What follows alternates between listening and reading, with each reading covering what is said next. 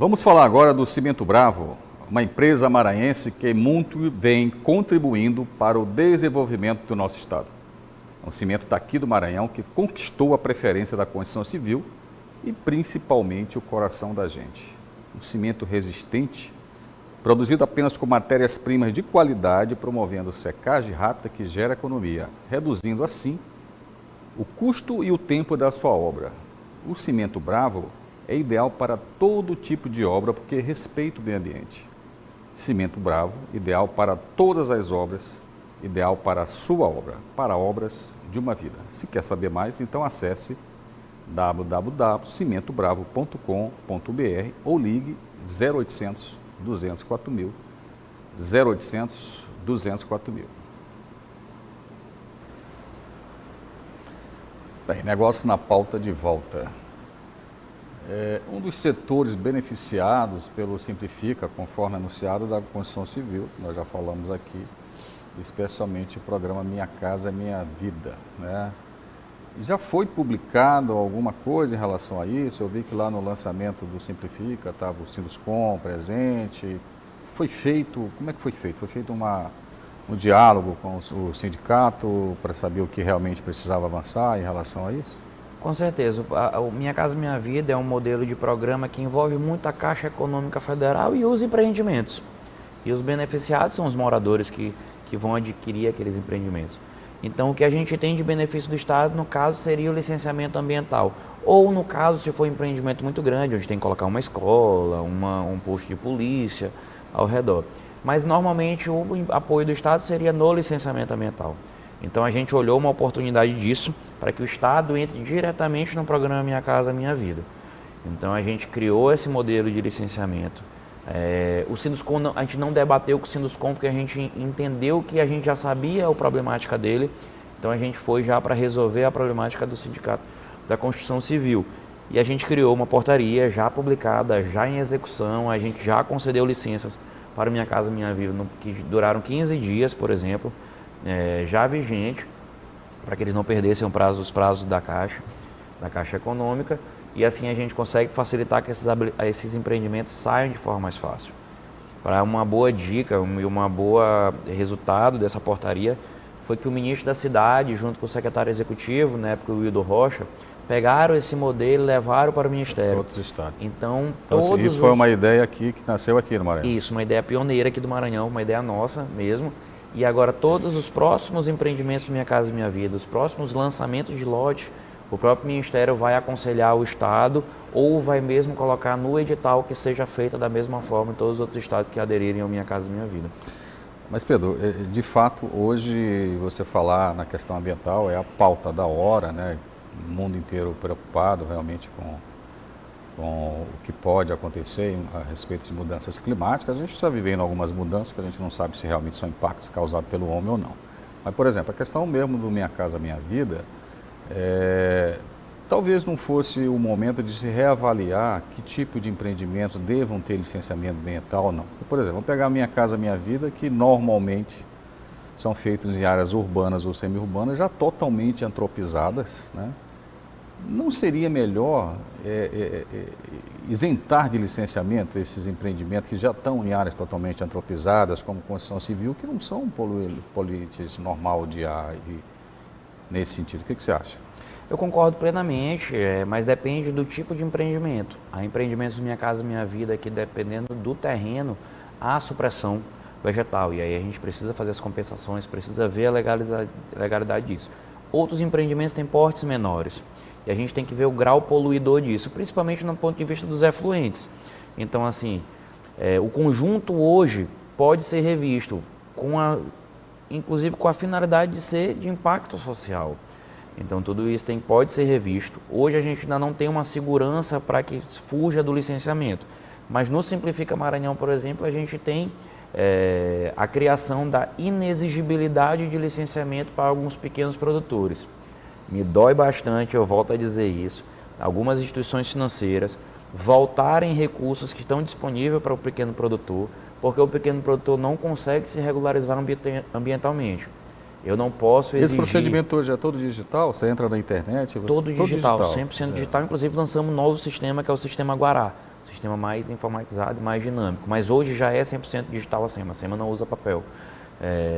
Mas me dói demais a questão do banco voltar o recurso porque o pequeno produtor não consegue se regularizar ambientalmente.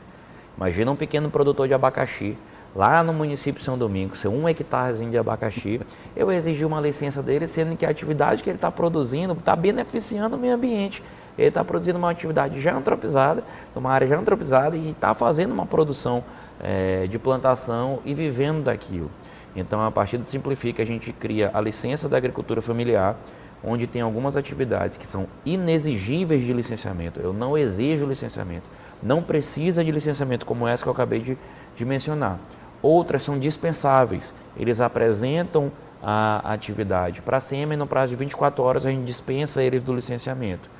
E a terceira, que é a licença da agricultura familiar para os pequenos produtores até 220 hectares, onde a gente pode fazer um licenciamento simplificado. Aí a gente exige um pouco mais de documentos e analisa na maior brevidade possível. Fazendo isso em parceria com o SEBRAE, que vai poder dar entrada no licenciamento de forma gratuita para esses pequenos produtores, com a AGERP, que é o órgão de assistência técnica do Estado, que também vai poder dar entrada para esses pequenos produtores de forma gratuita, e também o primeiro termo de cooperação com uma instituição financeira. O próprio gerente do Banco do Nordeste vai poder dar entrada nessa documentação simplificada para a gente evitar o atravessador. Tudo de uma forma de simplificar, de fazer com que esse pequeno produtor não tenha aquele pequeno custo também de pagar um consultor para dar entrada no processo para ele. Eu acho que isso é uma questão importante também. Mas tem um aspecto, né? Eu já fui gestor público e o próprio Estado, né, o governo, ele precisa licenciar seus empreendimentos. E aí vem a questão. De alguma forma, né, a gente está no estado ainda pobre, como o Maranhão, né, que várias regiões ainda têm uma parte da população abaixo da linha da pobreza, e de alguma forma a pobreza também gera poluição, né? Então, você tem desafios aqui, como por exemplo a questão da coleta e guarda do lixo, né? Perfeito. Como é que a SEMA tem tratado sobre isso? A gestão ambiental ela é desafiadora, eu acho que é a maior frase que a gente tira de qualquer bate-papo sobre meio ambiente, sobre gestão ambiental. Assim. Por exemplo, quando a gente vai falar de desmatamento ilegal, por exemplo, no estado, só para puxar para a questão dos pequenos, a gente vê que a maioria do desmatamento ilegal são feitas por pequenas produções. Eu não estou dizendo que não tem grandes produtores envolvidos nisso. Mas é o quê? Até 1 hectare? Até 220 hectares. Até 220. Pecuária é muito envolvida no desmatamento ilegal, porque vende para o comércio local, não vende para o exterior, onde teria a exigência da licença, como é no Pará, por exemplo, a pecuária. No Pará, a pecuária em larga escala, onde vende para o comércio exterior, e aí precisa de licenciamento. Aqui tem muito aquele do cara que recebeu um dinheirinho, comprou um gado de meia, tem uma terrinha, compra uns gados, e aí desmata para fazer pasto. Tem pequenas produções que por falta de conscientização ambiental, por falta de saber que exige o licenciamento ambiental, fazem também. Tem a roça no toco, que é onde toca fogo também na área para poder abrir e plantar. Então a gente tem muito essa realidade que a gente conseguiu atestar por meio do nosso sistema de monitoramento. As grandes produções também, porque também são larga escala, então acaba que com uma grande produção, quando está ilegal, ela já pega muita área, então ela entra nesse sentido. Então o problema não é só dos grandes ou só dos pequenos, é um problema geral. E aí a gente entra na pauta dos resíduos sólidos. Os resíduos sólidos a gente tem os grandes geradores, onde a gente consegue monitorar aqueles grandes geradores e ver o que eles estão agindo de forma ilegal e punir esses grandes geradores. Mas principalmente a gente tem os pequenos geradores, aqueles geradores diários. A gente que não faz, as pessoas que não fazem a coleta seletiva dentro da sua própria residência, que misturam lixo, que colocam esse descarte de forma irregular, as prefeituras municipais do estado do Maranhão que continuam com lixões, ainda não implantaram a questão dos aterros sanitários, apesar de a gente vai ter um avanço agora com 3 novos aterros no estado do Maranhão. Hoje em dia a gente só tem um aterro em Rosário, aterro sanitário. Então tudo isso faz parte, é aquela pessoa que vai para a festa, joga o copo no chão, joga a garrafa no chão. Então essas pequenas gerações de resíduos também impactam por demais nosso meio ambiente como um todo, sabe? Aí a gente puxando para outro assunto, que é a questão do nosso desenvolvimento humano, né, o nosso IDH, que é o mais baixo do Brasil, ainda é, apesar dos avanços que foram feitos em governos anteriores e os esforços do governo atual. E aí a gente volta de novo para o saneamento, né, porque um dos indicadores que são medidos lá pelo IDH é a questão da longevidade, que aí bate na questão da mortalidade infantil, né, nessas doenças que são advindas da falta de saneamento. E nós temos boa parte do nosso território, ele hoje é atendido por uma empresa estadual, Perfeito. né, que tem suas dificuldades e tudo mais. Como é que é a tratativa disso, né? Porque de alguma forma não se culpa os gestores atuais, mas isso é uma longa história que vem acontecendo, não só aqui no Maranhão, mas em outros lugares. Como é que é essa tratativa? Você tem uma situação ainda que boa parte da poluição, principalmente de solo e de águas, vem da falta de saneamento. Como é que você tem tratado isso? O governador Carlos Brandão, ele deu um tiro de letra, fora os outros que ele já vem dando na gestão do estado do Maranhão. Mas investir em dois fatores que são fundamentais para a gente melhorar esse índice. Primeiro, o investimento de quase R$ 1 bilhão em saneamento básico. O governador, por meio de parcerias com o governo federal, conseguiu quase 1 bilhão para a gente investir em saneamento. Poucos governadores, poucos gestores públicos querem investir na pauta do saneamento porque, querendo ou não, são obras que são escondidas. Sim. São aquelas obras que não aparecem. Mas quando a gente fala de saneamento, a gente fala de saúde pública, é muito mais que meio ambiente, eu sempre digo isso. Então, a coragem do governador de investir esse montante de recurso faz com que a gente aumente a nossa vulnerabilidade das praias, por exemplo, faz com que a gente melhore a questão de saúde pública.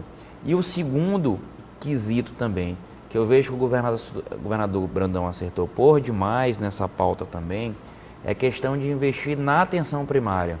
Tirar de que é investimento de atenção primária são das prefeituras.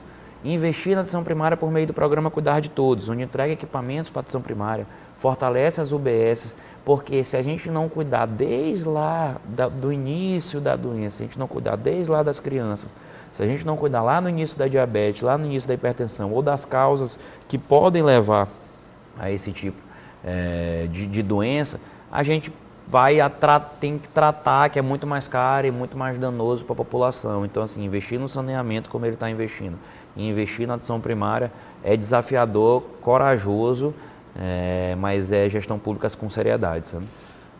Agora, voltando à questão dos resíduos sólidos, a gente sabe que mais de 80% dos municípios paraenses eles não têm recurso próprio para se manter, né? A máquina pública não tem, vive de repasses constitucionais. E aí nós temos, voltando à questão do Ministério Público, o Ministério Público que é atuante e que vão em cima dos prefeitos, notificam, multam por conta da ausência de uma política de coleta e guarda de resíduos sólidos. E aí volta a questão principal. Se o município ele não tem recursos muito mal para se manter a máquina, como é que ele vai ter recurso para, por exemplo, um aterro sanitário? E aí você pega, por exemplo, a Baixada, hoje em dia, está praticamente todos os municípios aqui da Baixada, mas voltando ali para a região dos Lagos, de Penal a Viana, eles estão gastando um dinheirão para poder trazer o lixo aqui até o Titara, né? Não seria melhor criar um sistema de vários aterros distribuídos ao Maranhão para que pudesse ser mais efetivo? Perfeito, eu acho que a gente chegou num ponto em comum, assim, quando a gente, no quesito fechamento de lixão. Os municípios, eles não têm condições de implantar aterros sanitários, essa é uma verdade. Mas a gente tem modelos de gestão que fazem com que esses lixões acabem. Isso deu certo no Pernambuco, deu certo em Alagoas, deu certo em Santa Catarina e tem que dar certo no Maranhão. Se a gente colocar esse fardo na costa da prefeitura, não vai dar certo. Já tentou se fazer isso, já tentou multar as prefeituras, os prefeitos já tentaram fazer aterros, já tentaram encerrar lixão e o que aconteceu foi o quê? Fecharam um lixão e abriram do lado. Ou tentaram fazer o aterro, gastaram dinheiro e não conseguiram nem finalizar a obra. Qual é a saída para isso? O Estado, o município, tem que fazer parceria com empresas. As empresas que têm que plantar aterros sanitários. E aterros sanitários bem posicionados, com viabilidade econômica para essas empresas. Mas que empresas?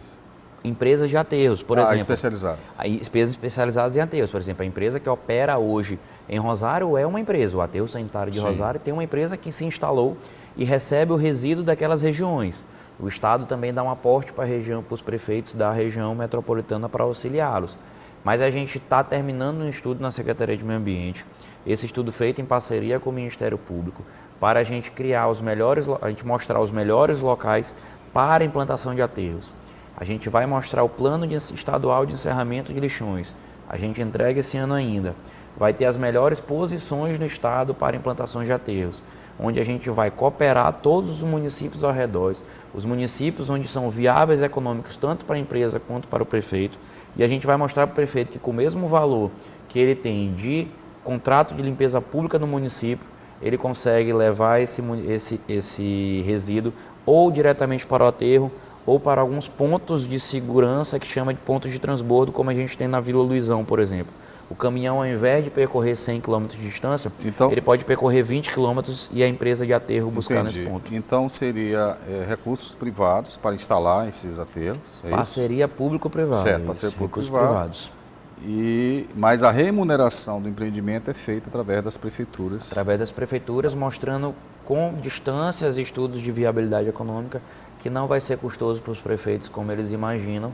Se a gente colocar um aterro a 300 km de distância, aí sim eu tenho certeza que o prefeito não vai levar. É o caso da Titara hoje. Perfeito, mas se a gente colocar um aterro a 20 km, a 15 km ou ponto de transbordo a essa distância, com certeza o prefeito vai levar, porque ele vai terminar um problema que está no município, inclusive histórico.